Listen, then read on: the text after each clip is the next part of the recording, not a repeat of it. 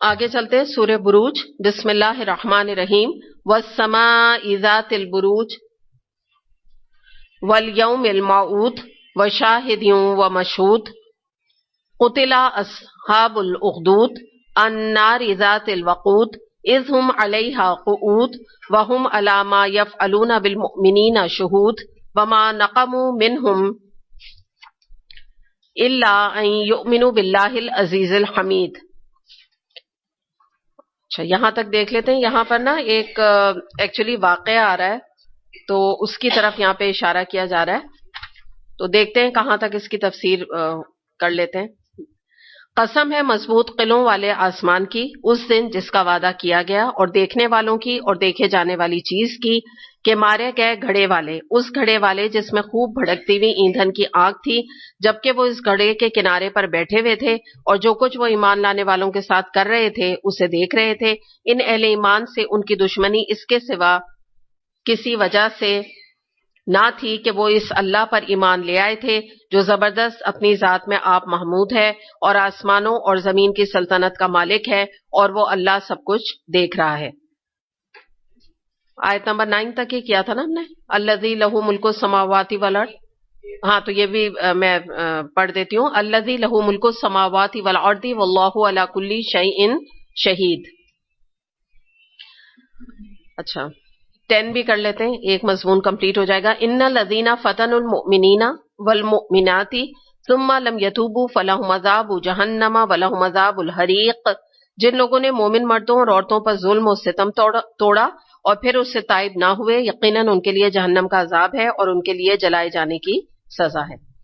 चलें, अब यहाँ पे हम शुरू करते हैं आयत नंबर 1 से लेके 10 तक में।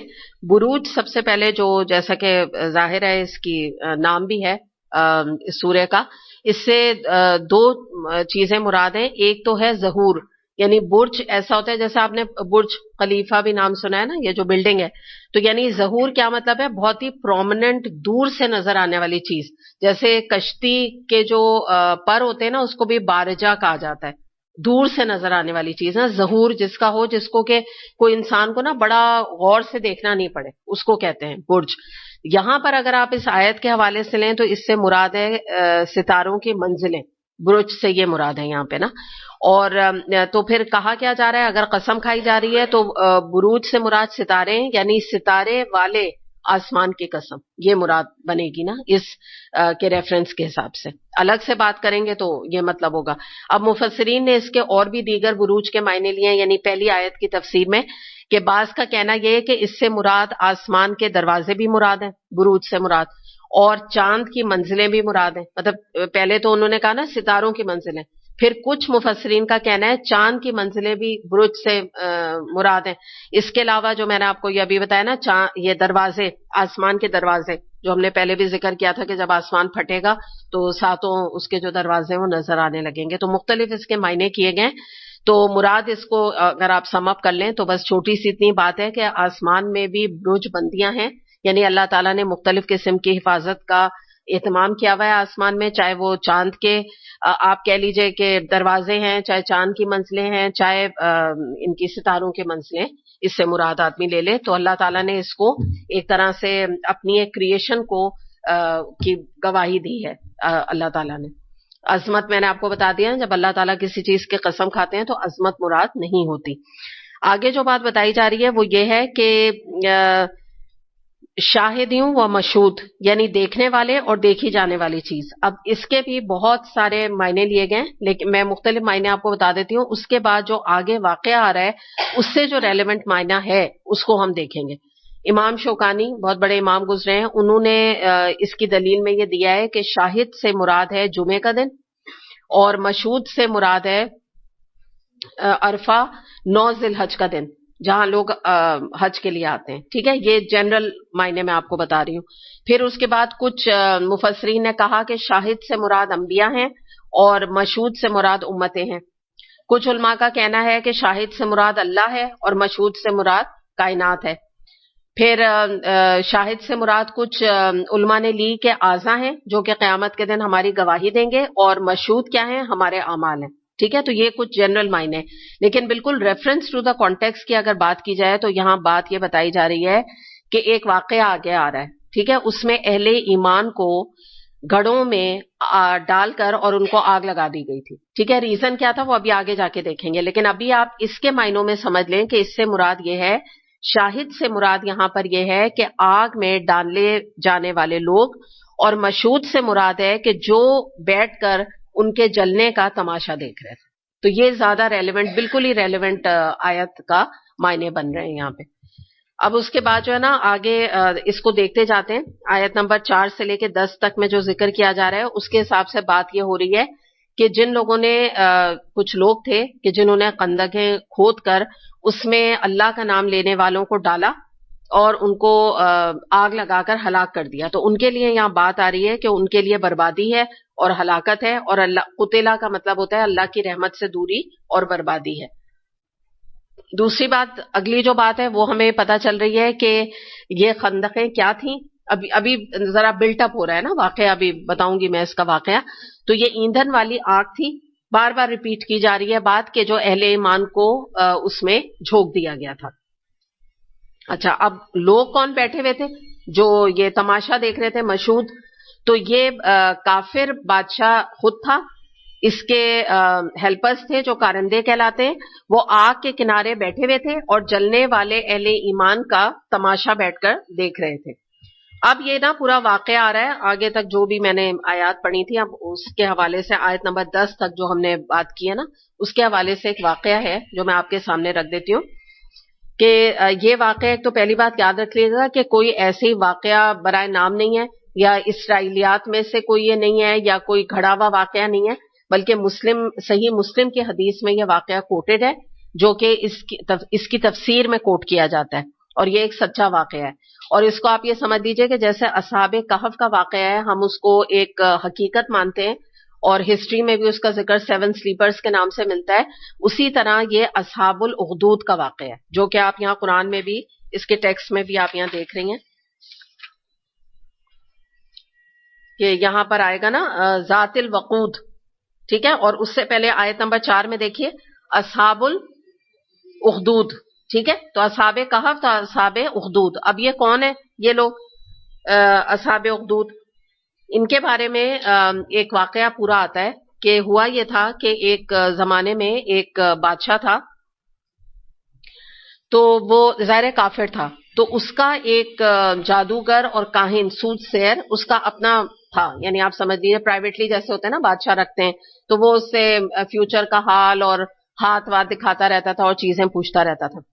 تو جب وہ کاہن بوڑھا ہو گیا کافی, تو اس نے بادشاہ سے کہا کہ تم مجھے کوئی ذہین سا کوئی انٹیلیجنٹ سا لڑکا دے دو میرے انڈر, اور میں اس کو یہ علم کہانت کا علم اس کو میں سکھاؤں گا, اور تاکہ تمہارا آگے جو ہے پھر یہ جگہ سنبھال لے میری. تو بادشاہ نے ایک بہت ہی سمجھدار سا اچھا انٹیلیجنٹ لڑکا جو ہے وہ اس کے سپرد کر دیا, اور لڑکا وہاں پر اس کے بعد ٹریننگ لینے کے لیے جانے لگا. ٹھیک ہے, یہ میں آپ کو نا اپنے الفاظ میں بتا رہی ہوں, ورنہ یہ پورا واقعہ نقل ہے صحیح مسلم میں, سمجھانے کے لیے میں اس طرح آپ کو ایزی کر رہی ہوں. تو راستے میں یہ ہوا کہ جب یہ اپنی سیکھنے کے لیے یا کہانت وغیرہ سیکھنے کے لیے جاتا تھا, تو راستے میں ایک راہب کا گھر بھی پڑتا تھا, مکان پڑتا تھا راستے میں. تو یہ لڑکا آتے جاتے اس سے امپریس ہو کے وہاں اس کے پاس بیٹھ کے دین سیکھنے لگا. اب آپ راہب نا آج کے زمین میں نہیں سمجھیے گا کہ جیسے آج کوئی کرسچن ہے. اپنے دور کے جو عیسیٰ علیہ السلام کو ماننے والے تھے وہ کون تھے؟ مسلمان تھے. ان کو ہم کرسچن نہیں کہیں گے نا, کرسچن تو آپ عیسیٰ علیہ السلام کے وفات کے بعد کی ٹرم ہے, ٹھیک ہے. تو سمجھانے کے لیے آپ کو راہب کہا جا رہا ہے, مطلب اس کا ایمان تھا عیسیٰ علیہ السلام پہ اور وہ اسی کانسیپٹ کے اوپر تھا. تو یہ وہاں اس کے پاس بیٹھنے لگا, باتیں سننے لگا, اس کو وہ باتیں بہت اچھی لگیں, تو اس کا ایمان کا لیول بہت بڑھ گیا. بجائے اس کے کہ وہ کہانت وغیرہ سے امپریس ہوتا, وہ تو بالکل ہی ساری عیسیٰ علیہ السلام کی تعلیم سے امپریس ہو گیا اور ایک اللہ کا وہ طلبگار بن گیا. اب کیا ہوا کہ آہستہ آہستہ جو ہے وہ راہب نے جب اس کو ٹریننگ کرنی شروع کی, تو اس نے دیکھا کہ اس کے اتنا خلوص اس کے اندر ایمان کا تھا اور اتنا اسٹرانگ اس کا ایمان تھا کہ وہ اس نے بہت ساری چیزیں جیسے مادرزاد, اندھے اور ابرص اور دیگر بیماریوں کا بھی علاج وہ کرنے لگ گیا. یہ کون کرتا تھا؟ عیسیٰ علیہ السلام نا. تو وہ کرنے لگ گیا, لیکن اس کا طریقہ کیا ہوتا تھا کہ جو بھی اس کے پاس آتا تھا, راہب کے پاس پیشنٹ آتا تھا, تو وہ کہتا تھا کہ شرط میری یہ کہ تم اللہ پر ایمان لاؤ، اور جب وہ ایمان لے آتا تھا تو وہ اس نابینا کے لیے دعا کر دیتا تھا، برس والے کے لیے دعا کر دیتا تھا، بس اللہ اللہ سے جوڑتا تھا، وہ سب کے سامنے دعا کر دیتا تھا، اور پہلے کہتا تھا کہ تم اللہ پر ایمان لاؤ. تو جب اللہ پہ وہ ایمان لے آتے تھے تو پھر وہ دعا کر کے علاج کرتا تھا، اور اللہ نے اس کے ہاتھ میں تاثیر رکھی تھی کہ اس کی دعا قبول ہو جاتی تھی. اس کے علاوہ اور وہ کوئی کام نہیں کرتا تھا، کہانت وغیرہ. تو اس طرح سے کافی اس کا نام ہو گیا اور لوگ اس کو پہچاننے لگے. اب یہ بات جو ہے نا بادشاہ تک پہنچ گئی کہ یہ اس طرح سے لوگوں کا علاج کر رہا ہے. اچھا، اور وہ جو دعا کرتا تھا وہ صرف یہ کہتا تھا کہ اللہ تعالیٰ اس کو تو شفا دے دے، اس کی آنکھوں میں نور دے دے، یا مثال کے طور پہ اس کا برس دور کر دے، بس اور کوئی بات نہیں کرتا تھا. اب یہ خبر جب بادشاہ تک پہنچی تو وہ تو پریشان ہو گیا. اس نے کہا یہ کیا چکر شروع ہو گیا. تو جتنے لوگوں ایمان لے آئے تھے اس کے کہنے پر، تو پہلے تو اس نے ان کو قتل کرا دیا. اس کے بعد کیا ہوا کہ اس نے اس لڑکے کے بارے میں انسٹرکشن دی، یعنی کچھ کو قتل کرایا، سارے سب تو نہیں ہوئے تھے نا، تو بہت لوگ ایمان اس کے کہنے سے لے آئے.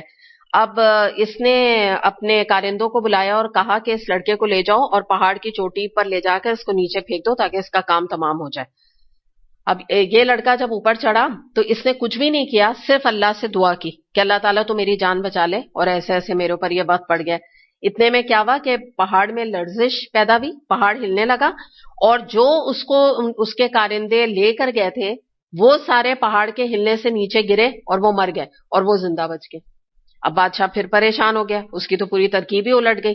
اب اس نے کیا کیا، اس نے کہا کچھ اور اپنے کارندے لیے اور انٹیلیجنٹ لوگ لیے، اس نے ان کے سپرد کیا اور کہا کہ ایسا کرو ایک کشتی لو اور سمندر میں تم لوگ سب جاؤ اور بیچ سمندر میں جا کے اس کا کام تمام کرو، اسے پھینک دو کشتی سے نکال کے. مطلب بہت ہی ڈینجرس، یہ تو میرا تھرون ہے اس کے لیے یہ تو ایک وہ تھریٹ بن گیا ہے. تو اب یہ جب پھینکنے لگے اس کو تو وہاں بھی یہ سمجھ گیا ان کا پلان، ظاہر ہے وہ انٹیلیجنٹ تھا. تو اس نے پہلی اللہ سے نا دعائیں شروع کر دی کہ اللہ تو مجھے بچا لے، یہ لوگ مجھے غرق کرنا چاہ رہے ہیں، اور یہ نا خوب اس نے دعائیں کی. تو اللہ نے اس کی تاثیر تو رکھی تھی نا دعا میں. تو کیا ہوا کہ کشتی میں سارے لوگ غرق ہو گئے، کشتی الٹ گئی اور یہ بچ گیا پانی میں.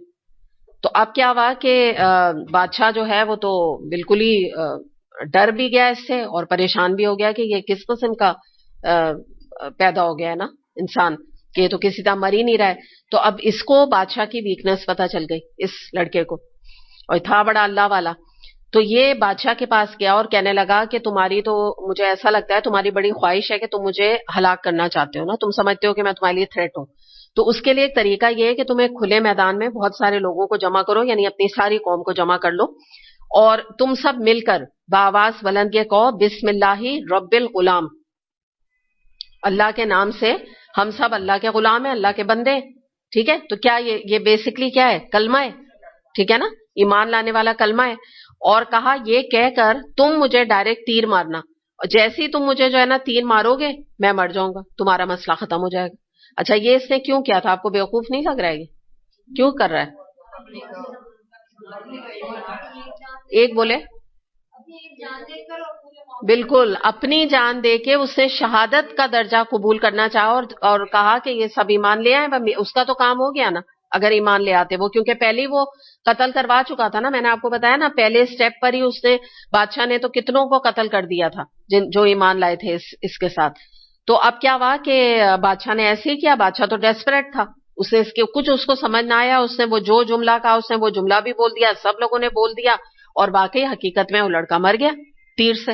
اور اس کے بعد لیکن کیا ہوا کہ سارے لوگ بآواز بلند پکار اٹھے اس جملے کے علاوہ بھی کہ ہم اس لڑکے کے رب پر ایمان لے آئے، ہم تو اللہ کے غلام ہو گئے، ہم تو اللہ کے بندے بن گئے.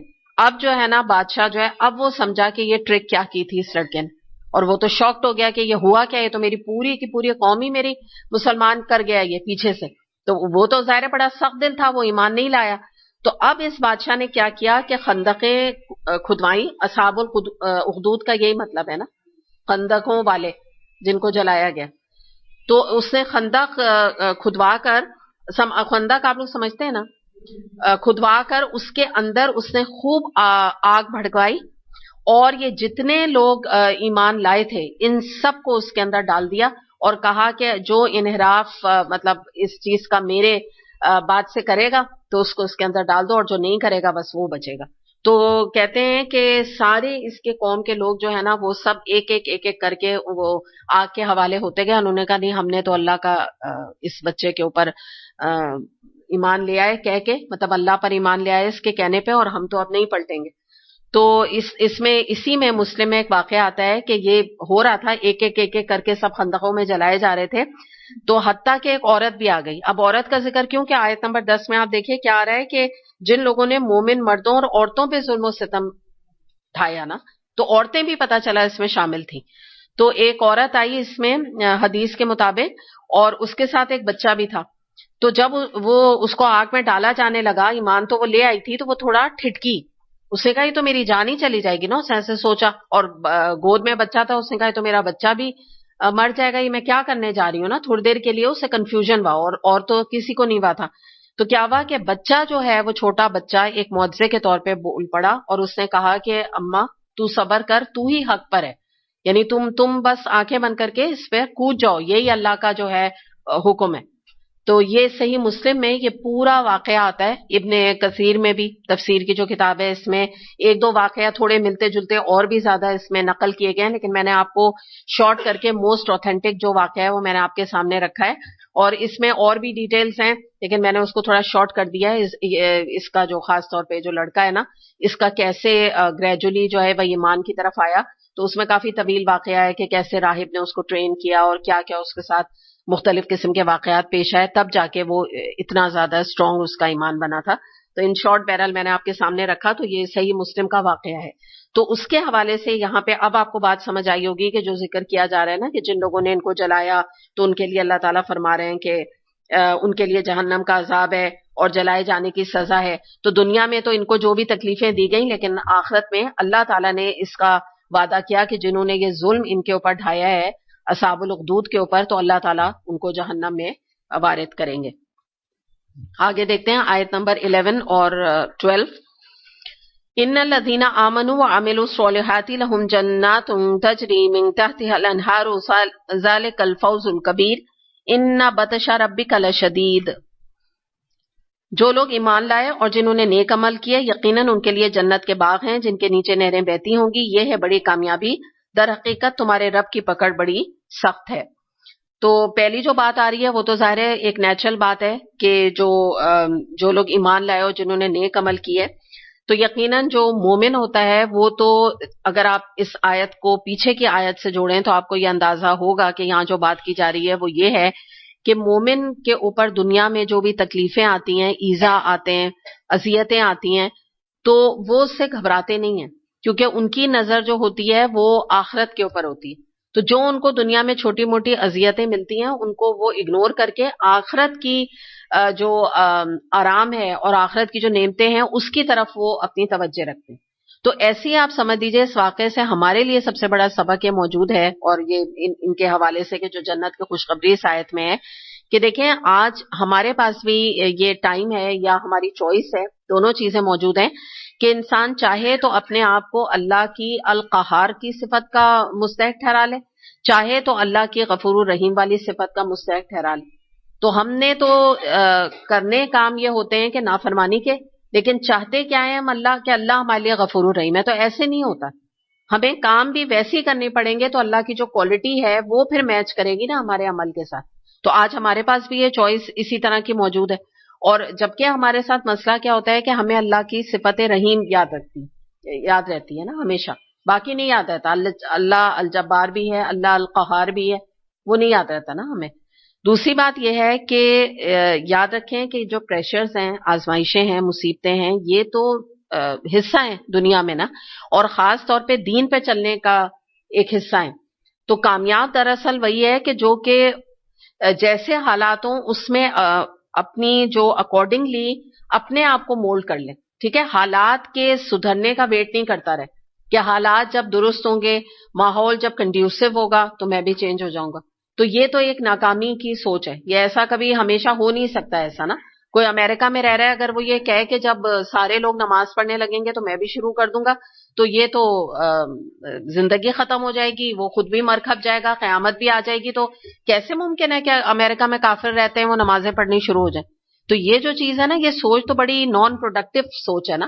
تو کرنے کا کام یہ ہوتا ہے کہ انسان جو ہے انتظار نہیں کرتا. جو دین والے ہوتے ہیں نا, جو عمل کرنے والے ہوتے ہیں, آپ ان کو پیچھے دیکھ لیجئے جن کا ذکر کیا جا رہا ہے, انہوں نے اپنی جان دینا گوارا کر لیا. انہوں نے کہا یہ موقع ہے, ہم اللہ کی راہ میں شہید ہو رہے ہیں, بس ٹھیک ہے, یہ موقع دوبارہ ہمیں نہیں ملے گا. انہوں نے ویٹ اینڈ سی ایٹیٹیوڈ نہیں کیا کہ چلو اچھا بھی دیکھتے ہیں, پھر سوچیں گے, پھر دیکھیں گے, ہو سکتا ہے بادشاہ بدل جائے, ایمان لے آئے تو پھر ہم بھی ایمان لے آئیں گے. تو یہ اس چیز میں ہمارے لیے بہت بڑی سبق ہمیں موجود ہے, کیونکہ دیکھیے اگلی آیت میں اللہ تعالیٰ نے کیا فرمایا, بے شک تمہارے رب کی پکڑ بڑی سخت ہے. یعنی مراد یہ ہے کہ اگر تم اللہ کی راہ میں اپنی جان نہیں دو گے اور دنیا پرستی کا شکار رہو گے, دنیا کے پروز اینڈ کونس تولتے رہو گے, تو پھر یاد رکھو لوٹ کے پلٹ کے تو تمہیں اللہ کے پاس ہی آنا ہے. تو پھر اس کے بعد اس کی پکڑ تو اس کی آ جائے گی اگر تم نے اپنی زندگی پریفر کیا نافرمانی میں گزارنے کی. اگر تمہاری زندگی کی پریفرنس اللہ کی نافرمانی ہے تو پھر یاد رکھو اللہ کی پکڑ بھی آئے گی. یہ نہیں ہوگا کہ تم جو ہے نا کام ایسے کرتے رہو اور پھر یہ امید اللہ سے اچھی لگا کے رکھو, پھر تو اللہ تعالیٰ پکڑے گا. جیسا عمل ہوگا اسی کے حساب سے اللہ کی پکڑ آئے گی, اور انہی کے لیے پکڑ آئے گی جو جس طرح کا کام کریں گے. آگے آیت نمبر 13, 14, 15, 16. انہ ہوا یبدی و یعید وہو الغفور الودود ذو العرش المجید فعال لما یرید. وہی پہلی بار پیدا کرتا ہے, وہی دوبارہ پیدا کرے گا. وہ بخشنے والا, محبت کرنے والا, عرش کا مالک ہے, بزرگ و برتر ہے, اور جو کچھ چاہے کر ڈالنے والا ہے. اب دیکھیے پہلی بات یہ بتائی گئی یہاں سے کہ وہی پہلی بار پیدا کرتا ہے, وہی دوسری بار. یعنی کافروں کا جو اعتراض بہت دفعہ اللہ تعالیٰ نے اس کے اوپر بات کی ہے کہ ایک چیز پہلی دفعہ بنانا تو رادر مشکل کام ہوتا ہے, دوبارہ تو کوئی مشکل ہوتا نہیں, اور وہ بھی اللہ کے لیے جو کہ دنیا میں کن فیکون فرماتا ہے تو وہ چیز ہو جاتی ہے. تو تم اس کی فکر نہ کرو. یعنی فوراً اللہ نے کہا کہ میری پکڑ بہت سخت ہے. پھر کافروں کا اعتراض اگر آیا کہ ہم کہاں اٹھائے جائیں گے, تو اس پر اللہ تعالیٰ فرما رہا ہے کیوں نہیں اٹھائے جاؤ گے, کیسے نہیں دوبارہ سے تم اٹھائے جاؤ گے. جب اللہ تعالیٰ نے پہلی دفعہ تمہیں پیدا کیا وہی تمہیں جلا کھڑا کرے گا, تمہارا حساب کتاب لے گا اللہ تعالیٰ. تمہیں دوزخ یا جنت میں کیوں نہیں ڈالے گا, بالکل تمہارا انجام یہ ہونے والا ہے, کچھ نہ کچھ اچھا برا وہ تم خود بنا رہے ہو. دوسری بات, وہ بخشنے والا اور محبت کرنے والا ہے. پھر اللہ تعالیٰ نے فوراً اب دوسرے بندوں کو مخاطب کر دیا اور فرمایا کہ یہ وہ رب تو ایسا رب ہے, ودود کا مطلب یہ ہوتا ہے بہت زیادہ محبت کرنے والا. جیسے ہم کہتے ہیں نا کہ ہم کہتے ہیں آئی لو اللہ, تو اس طرح آپ سمجھ لیجئے کہ اللہ کا اپنے بندوں کے لیے جو پیار ہے اس صفت کو ودود کہتے ہیں. تو یہاں بتا دیا کہ تم نے اللہ کو کیا سمجھا ہوا ہے, اللہ تو بخشنے والا ہے, اللہ تو بخشنے کے لیے بیٹھا ہوا ہے. اللہ تعالیٰ تو کہتا ہے کہ میرے بندے جو تمہاری خطائیں ہو گئی, تم سے بھول ہو گئی, چوک ہو گئی, تم لوٹ آؤ, پلٹ آؤ, گرتے پڑتے دوبارہ آ جاؤ, میں تمہیں دوبارہ سے تھام لوں گا. حالانکہ آپ دیکھیں کہ جو بھی کوئی ریجیکٹڈ چیز ہوتی ہے, سیکنڈ ہینڈ چیز ہوتی ہے, گندی چیز ہوتی ہے, کوئی نہیں لیتا اس کو. کون لیتا ہے, کوئی ویلیو نہیں. آپ دیکھیں بعض دفعہ نئی نئی گھر میں چیزیں ہوتی ہیں, لوگ کہیں شفٹ ہونے لگ جاتے ہیں, امریکہ چلے گئے, لنڈن چلے گئے, نیا فرنیچر رکھا ہے, لیکن کیسے کوڑیوں کے مول بکتا ہے نا یہ بات. کیوں, وجہ کیا ہوتی ہے, سیکنڈ ہینڈ ہو جاتا ہے, پرانا ہو جاتا ہے, گندا. ایک چائے کا ایک قطرہ بھی گر گیا تو بیکار ہو گیا. تو آپ یہ دیکھیں اگر دیکھا جائے تو ایسے بندے جو گناہوں سے لت پت ہوتے ہیں, گناہوں کی گندگی سے لت پت ہوتے ہیں, ان کو تو اللہ کو لینا ہی نہیں چاہیے نا. اللہ تعالیٰ کہ یہ کیا گندے آ گئے بندے, جبکہ میرے اتنے سارے اور بندے نیک کا موجود ہیں, تو مجھے کیا ضرورت ہے میں اس فلت کو لوں اور اس کو اپنے داخل کروں جنت میں, یا اس کو کوئی امید دلاؤں. لیکن آپ یہ دیکھیں یہ اللہ کا ظرف ہے, ہمارا یہ ظرف نہیں ہے. ہم نہیں لینا پسند کرتے ایسی چیزیں. کباڑی جو ہوتا ہے اس کے بیچارے کی ذرا وہ ٹھیلا تو دیکھیں اس میں کیا چیزیں ہوتی ہیں, کس قدر بیکار. ہمیں تو کوئی کیا ہم اٹھا کے پھینک دینا. تو اللہ تعالیٰ نے یہاں فرما رہے ہیں کہ میں تو بخشنے والا ہوں, محبت کرنے والا ہوں, عرش کا مالک ہوں, بزرگ ہوں, برتر ہوں. مطلب میری پوزیشن بھی تم دیکھو, نہ میری محبت بھی دیکھو, پھر میری پوزیشن بھی دیکھو کہ میں تمام مخلوقات میں سب سے بلند ہوں, سب سے اوپر ہوں, میرے تو مقابلے کا کوئی نہیں, ہر چیز کے خزانے میرے ہاتھ میں, پھر بھی تم ایمان نہیں لاتے. تو یعنی کیا مراد ہے کہ شرم کا مقام ہے تمہارے لیے کہ اتنا محبت کرنے والا رب, اتنا قادر رب, اتنا کچھ اس کے ہاتھ میں ہے ایسا رب, اور اس کے باوجود تم اس کے اوپر ایمان نہیں لا رہے. اس کا تذکرہ کیا جا رہا ہے. دوسری جو بات ہے آگے بڑی امپورٹنٹ بات آ رہی ہے کہ وہ جو چاہے کر ڈالنے والا ہے, ہر چیز جو ہے اس کے ہاتھ میں ہے. یعنی مراد یہ ہے کہ اللہ تعالیٰ جب کسی چیز کا فیصلہ کر دیتا ہے تو اس کو کوئی کوشچن نہیں کرنے والا, اس کے حکم کو, اس کی مشیت کو کوئی ٹالنے والا نہیں ہے, اس سے کوئی سوال نہیں کرنے والا, اور نہ ہی کرنا چاہیے. یہ جو لوگ کہتے ہیں نا وائی می، میرے ساتھ ایسا کیوں ہو گیا، اٹھا دے، وائی می، میرے ساتھ ایسا کیوں ہوا، میرے ساتھ ہی کیوں، یہ میری قسمت میں لکھا تھا، یا یہ کہ میرے ساتھ ایسا نہیں ایسا ہونا چاہیے تھا، اللہ کو میرا یہ نہیں ایسے میرا کام کرنا چاہیے تھا.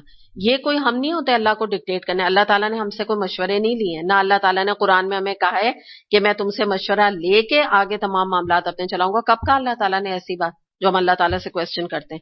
تو یہی اللہ نے ایک اور اپنی صفت بھی بتا دی کہ اللہ کی علم ہے، اللہ کی حکمت ہے، اس کے حساب سے اللہ تعالیٰ جو ہے قادر مطلق کہلاتا ہے. اس لیے اور اسی کے حساب سے جو ہے وہ دنیا میں اپنے معاملات چلاتا ہے. ہم اس کو ہماری مطلب عقل اتنی ہے ہی نہیں، اور اگر ہم اللہ کے فیصلوں کے آگے سر جھکائیں گے ہمارا فائدہ ہے اس میں، اللہ سے دوستی کریں گے ہمارا فائدہ ہے. عقل مندی کا تقاضا ہے. عقل مند لوگ جو ہیں وہ اللہ کو اپنا دوست بناتے ہیں. کیوں؟ کیونکہ اللہ تو ویسے بھی غنی قادر ہے، اللہ تعالیٰ قدردان بھی ہے تمہارا. اگر ہم اس کے لیے کچھ کریں گے، کچھ قربانی دیں گے، اللہ سے زیادہ جو ہے نا ہماری قدردانی دنیا میں کوئی نہیں کرنے والا. تو یہ جو عقل مند ہے وہی اس ریلیشن شپ کو اللہ سے قائم رکھتا ہے نا، ورنہ بے وقوف لوگ تو جو ہے وہ اللہ ہی کے بنائے ہوئے حقیر لوگوں کے آگے سجدے کرتے رہتے ہیں، انہی کے غلام بنے پھرتے رہتے ہیں. تو یہ تو عقل پہ ڈیپینڈ کرتا ہے نا، انسان کتنا انٹیلیجنٹ ہے، کیسے زندگی اپنی گزار رہا ہے. اور ہمارے بس ہے کیا؟ سب سے بڑی بات یہ سوچ لیا کیجئے کہ میرے اور آپ کے بس میں کیا چیز ہے. حقیر کوئی رتی کوئی رائی کے برابر بھی جو ہے نا ہماری ویلیو نہیں ہے اللہ کے نظر میں، اور نہ ویلیو ہے نہ ہمارے ہاتھ میں کوئی چیز ہے. تو ہمیں زوم کس بات کا ہے؟ نہ ہمارے جو دوست ہیں یا ہمارے احباب ہیں یا ہمارا معاشرہ ہے یا ہمارے خاندان ہیں، بڑے بڑے برادریاں ہیں، ان کے ہاتھ میں بھی کچھ نہیں. اگر اللہ کوئی فیصلہ کر دیتا ہے تو ہماری پوری برادری بھی مل کے، پورا ملک بھی مل کے جو ہے نا وہ اس فیصلے کو ٹال نہیں سکتے. اور اگر اللہ تعالیٰ کوئی چیز ہمارے حق میں کر دے اور سب ہمارے خلاف ہوں تو بھی وہ ہمارا کچھ نہیں بگاڑ سکتے. تو پھر اپنی ریلیشن شپ، اپنا معاملہ اپنے رب کے ساتھ اچھا رکھے انسان. یہ اللہ تعالیٰ یہاں پہ سبق ہمیں دے رہے ہیں، یہ ہمیں اللہ تعالیٰ بتانا چاہ رہے ہیں. عقل ہمارے اندر پیدا کرنا چاہ رہے ہیں، ہمارا دماغ جو ہے نا اس کو ہلا رہے ہیں کہ تم سوچو تم کیا کر رہے ہو. اور واقعی حقیقت یہ ہے کہ ہم اللہ ہی کو چھوڑ کر اللہ ہی کے بندوں پہ زیادہ ڈیپینڈ کرتے ہیں، اپنے نفس پہ زیادہ ڈیپینڈ کرتے ہیں، کچھ رشتوں پہ زیادہ ڈیپینڈ کرتے ہیں. بعض لوگ رشتوں کو چھوڑیے دولت پہ زیادہ تکیہ لگا کر بیٹھتے ہیں کہ میری دولت ہے نا میرے پاس، گاڑی ہے نا میرے پاس، گھر ہے نا میرے پاس، میں علاج کرا سکتا ہوں نا، میں امریکہ جا سکتا ہوں نا. وہ تمام اپنا بھروسہ جو ہے وہ چیزوں پہ کرنے لگتے ہیں. کچھ لوگ اپنے ورکرز جیسے جو بڑے بڑے پولیٹیکل فگرز ہوتے ہیں یا بڑے بڑے جماعت کے لوگ ہوتے ہیں، وہ کن پہ بھروسہ کر کے بیٹھتے ہیں؟ اپنے ریسورس پہ. میرے ہیں نا لوگ اتنے میرے آگے پیچھے پھرنے والے، مجھے یس سر کہنے والے. تو یہ وقت جو ہے ایک جیسا نہیں رہتا.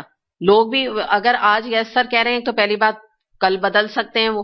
تیسری بات یہ کہ کب تک یس سر کہیں گے؟ ایک دن تو آئے گا مر جائیں گے.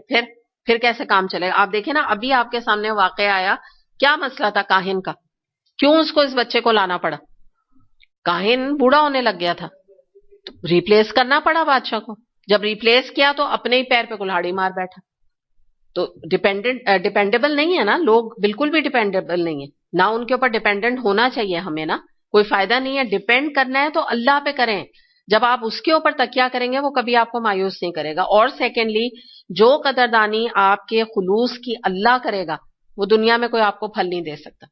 آپ نے کتنے ہی خلوص سے کام کیوں نہ کیا، ضروری نہیں آپ کو اتنا اپریسیشن ملے، ضروری نہیں آپ کو دنیا میں اتنی شہرت ملے، ضروری نہیں آپ کا نام ہو. بہت ساری چیزیں جو ہے وہ دنیا میں انسان کے ہاتھ نہیں آتی ہیں اگر وہ جو ہے نا ایک کام کوئی کرتا ہے. لیکن اللہ کے لیے کرتا ہے تو 100% اس کو جو ہے اس کا کمپنسیشن ملتا ہے، دنیا میں نہیں ملتا. بعض دفعہ انسان کو دکھ بھی ہوتا ہے، افسوس بھی ہوتا ہے، قدر ناقدری کا بھی خیال آتا ہے کہ فلاں نے میری قدر نہیں کی، فلاں نے یہ نہیں کیا. لیکن یہ کہ یہ ان چیزوں میں ایکسپیکٹیشن ایکچولی ہونی نہیں چاہیے نا، کیونکہ یہ تو دنیاوی رشتے ہیں، کوئی پرفیکٹ ہے ہی نہیں، کوئی کر ہی نہیں سکتا کسی کی قدر جو اللہ کرتا ہے. تو پھر کیا ضرورت ہے کہ لوگوں کے پیچھے انسان اپنے آپ کو کھپائے؟ کیوں نہیں اللہ کے لیے کھپائے جو اصل قدردانی کرنے والا ہے. اس کے بارے میں نا ایک حدیث ایک واقعہ آتا ہے انفیکٹ ابن کثیر میں. ابو بکر رضی اللہ عنہ کے بارے میں آتا ہے کہ ان کا مرض الموت تھا، یعنی بالکل جو مرنے کا وقت ہوتا ہے نا اس کو مرض الموت کہتے ہیں. تو اس میں کسی نے ان سے پوچھا کہ کیا کسی طبیب نے آپ کو دیکھا ہے؟ تو انہوں نے کہا کہ ہاں. تو لوگوں نے پوچھا کہ کیا کہا طبیب نے؟ تو انہوں نے کہا کہ اس نے کہا ہے انی فعال لما ارید. ترجمہ اس کا یہ کہ میں جو چاہوں کروں، میرے ارادے میں کوئی دخل دینے والا نہیں. ٹھیک ہے، اب کیا مراد تھی؟ مراد یہ تھی کہ میرا اب آخری وقت آ گیا ہے. ابو بکر رضی اللہ عنہ کا کہنا ہے، ظاہر ہے اونچی بات انہوں نے کہی تھی نا، سمجھنے والے سمجھیں گے کہ معاملہ اب میری جو موت کا ہے وہ اب طبیبوں کے ہاتھ میں نہیں رہا ہے. تو یہ جو میرا آخری وقت ہے، انہوں نے طبیب کس کو کہا؟ انہوں نے اللہ تعالیٰ کے حوالے سے بات کی کہ اب اللہ کی مشیت جو ہے نا اس کو کوئی ٹالنے کی طاقت نہیں رکھتا، کیونکہ اس نے یہ کہہ دیا ہے کہ جو چاہوں میں کروں. تو یہی آیت آ رہی ہے نا کہ اللہ جو چاہے وہ کر گزرتا ہے، کر جاتا ہے. آگے دیکھتے ہیں آیت نمبر 17 سے لے کر اور اینڈ تک دیکھ لیتے ہیں. حل اتاک حدیث الجنود فرعون و ثمود بل الذین کفروا فی تکذیب واللہ من ورائہم محیط بل ہوا قرآن مجید فی لوح محفوظ. کیا تمہیں لشکروں کی خبر پہنچی، فرعون اور سمود کے لشکروں کی؟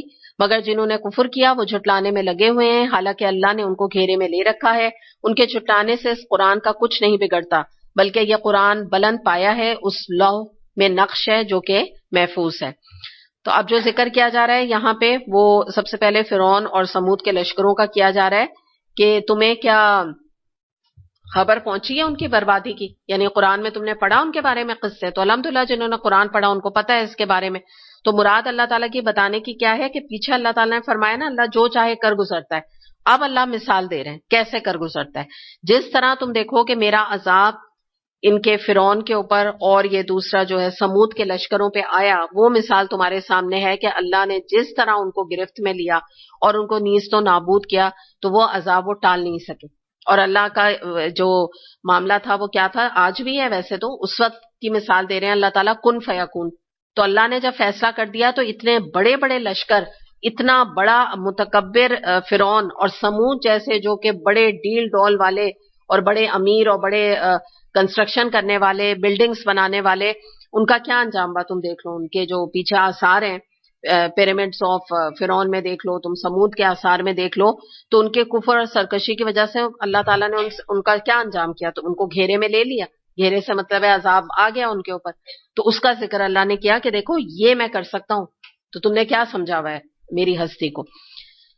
آگے جو بات ہے وہ بتائی گئی کہ حالانکہ مگر جنہوں نے کفر کیا وہ جھٹلانے میں لگے ہوئے ہیں، حالانکہ اللہ نے ان کو گھیرے میں رکھا ہوا ہے. یعنی کافروں کے بارے میں بات ہو رہی ہے ان جنرل. اللہ تعالیٰ بتا رہے ہیں کہ کافروں کا معاملہ پھر بھی کیا ہے کہ ان سب واقعات کو دیکھنے کے باوجود، اور حقیقت ہے نا آج بھی وہ جھٹلانے میں ہے نا، دین کو جھٹلاتے ہیں، قرآن کو جھٹلاتے ہیں، نبی کریم صلی اللہ علیہ وسلم کو جھٹلاتے ہیں. مگر کیا بات ہے، اللہ تعالیٰ کیا فرما رہے ہیں کہ میں نے تو ان کو آلریڈی گھیرے میں لے رکھا ہے.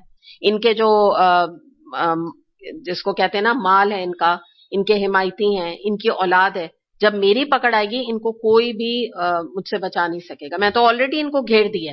کس چیز میں؟ عذاب میں، جہنم میں. ان کا آلریڈی فیصلہ ہو گیا ہے. جیسے ایک ہوتا ہے نا دا لائن از مارکڈ، کہتے ہیں نا یہ لائن مارک کر دی گئی ہے، یہاں تک پلاٹ ہے، آپ اپنا کنسٹرکشن کرا سکتے ہیں. مثال دے رہی ہوں میں، یا کوئی بھی کہیں پر بھی ایک لائن ڈرا کر دی جاتی ہے کہ بس اتنا حصہ آپ کا ہے. تو اس طرح اللہ تعالیٰ بتا رہے ہیں کہ ان کی پوری لائن ڈرا کر دی گئی ہے، ان کو پورا گھیرے میں ابھی سے لے لیا گیا ہے، لیکن ان کو پتہ ہی نہیں ہے، اپنے کھیل تماشوں میں اپنا وقت گزار رہے ہیں اور آنے والے وقت سے بالکل ہی غافل بیٹھے ہوئے.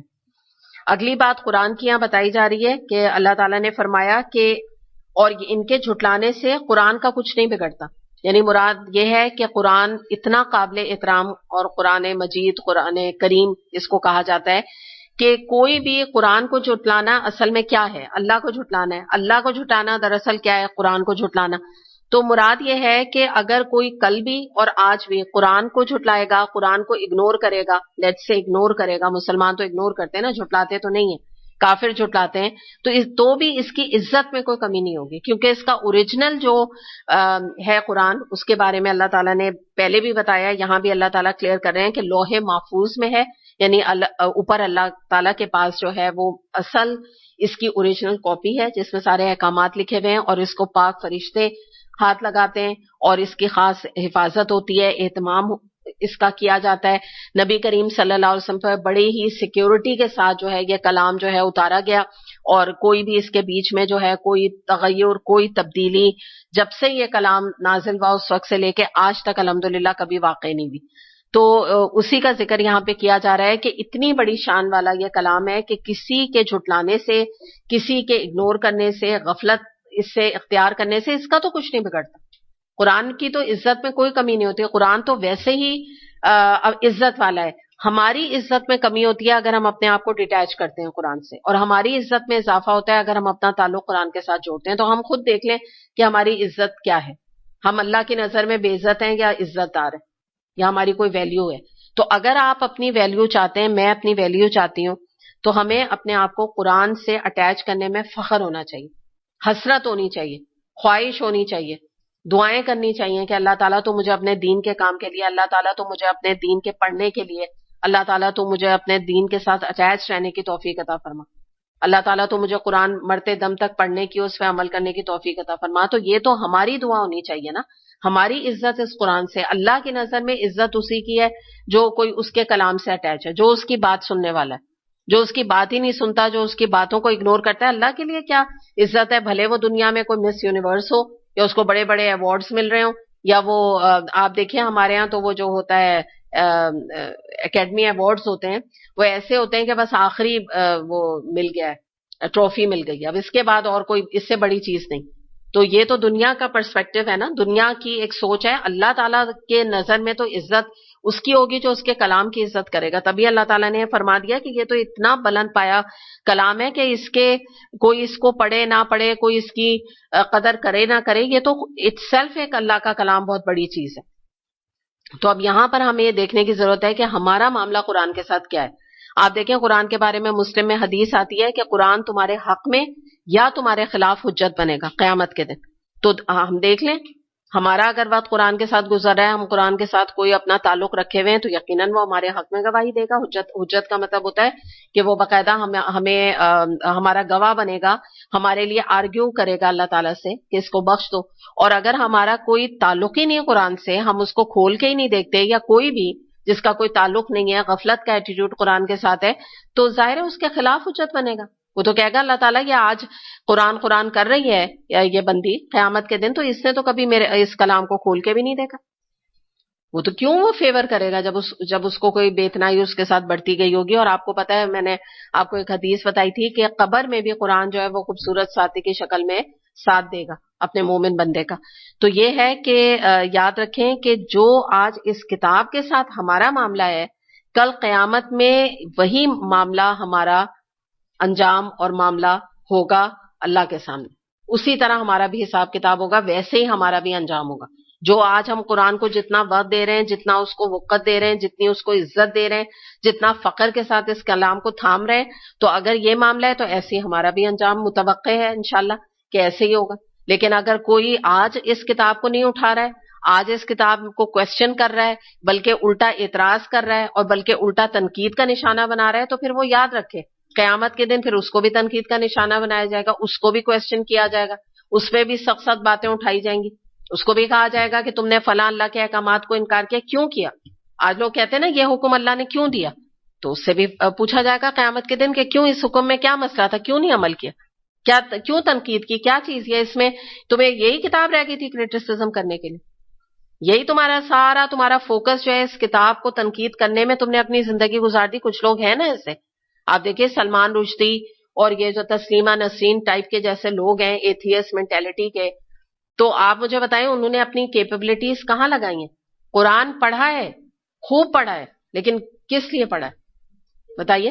اس میں سے ٹیڑھ نکالنے کے لیے، اس کو جس کو کہتے ہیں نا کہ ڈیویشن نکالنے کے لیے اللہ کی آیات میں. تو بس پھر ان سے بھی سوال جواب ایسے ہی ہوں گے جیسے وہ آج قرآن کے اوپر کرتے ہیں. انہوں نے یہ سب باتیں کی نا، سائنٹیفکلی رانگ ہے، فلاں سیٹنک ورسز نعوذ باللہ، تو اب پھر ان کو بھی اتنا ہی سخت کریٹیسزم اور سوالات ان سے کیے جائیں گے کہ لگ پتا جائے گا جس کو کہتے ہیں. تو اور ان کے یہ سب حرکتیں کرنے سے یہ بھی بات یاد رکھیے، اللہ کے کلام، اللہ کا جو یہ قرآن اللہ نے نازل کر دیا، اس کی وقت میں کوئی کمی نہیں ہوگی. 9/11 کے بعد جتنا اسلام پھیلا اور جتنا لوگوں نے قرآن پڑھا، اتنا تو پہلے کبھی نہیں پڑھا تھا. تو اللہ کے ہر کام میں بہتری و مصلحت ہوتی ہے. وہ الگ ایک قصہ کہ کس نے کیا تھا، امریکہ نے خود کیا تھا، کس نے کیا تھا وہ ایک الگ کہانی، پتہ نہیں کیا بھی کس نے تھا، وہ بھی حقیقت تو کچھ پتہ نہیں. لیکن بات ساری یہی ہے کہ اللہ تعالیٰ نے ہر چیز کا جو ہے نا کوئی نہ کوئی اس کے اندر حکمت رکھی ہے، اور بڑا قرآن کو تو عروج ملا ہے اس واقعے کے بعد. دوسری بات یہ بھی ہے کہ ایک اور اس سے جو مطلب نکلتا ہے وہ یہ ہے کہ جو میں نے آپ کو بتایا نا لوح محفوظ میں اصل میں قرآن موجود ہے نا اوریجنل میں جگہ پر، تو وہاں جو فرشتے ہیں وہ بڑے پاک اور صاف اس کی حفاظت پہ لگے ہوئے ہیں، بڑے وی آئی پی فرشتے ہیں جو کہ اس کلام کی بھی حفاظت کر رہے ہیں۔ چلیں الحمدللہ مکمل وقت